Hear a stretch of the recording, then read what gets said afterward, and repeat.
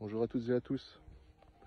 Aujourd'hui, je venais vous évoquer cette réalité que je constate souvent en thérapie et même en spiritualité en général.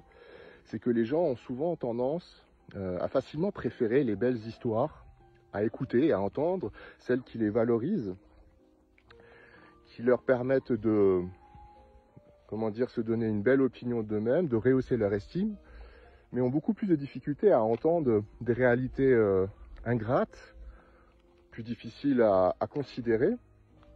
Et ce choix-là découle évidemment d'une préférence de l'ego entre ce qui est agréable, il va préférer ce qui est agréable à ce qui est désagréable.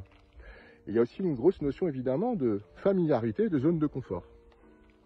En thérapie, naturellement, il est question, comme vous le savez, de sortir de cette zone de confort qui est devenue finalement dangereuse, qu'il est urgente de quitter.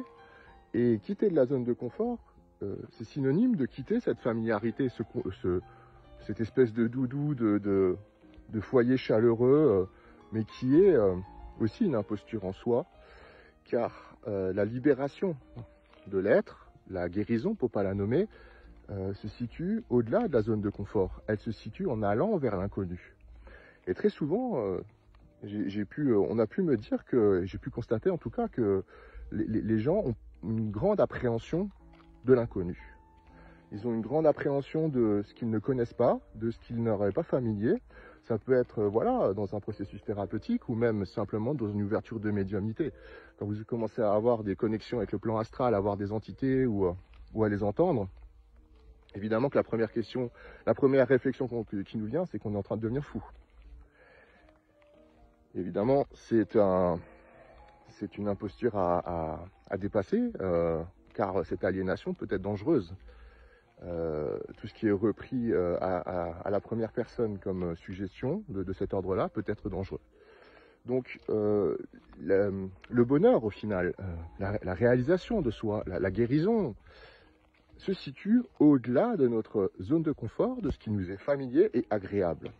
Alors évidemment, il n'est pas question de se vautrer dans un masochisme inconséquent en se disant que non, c'est pas ça, évidemment.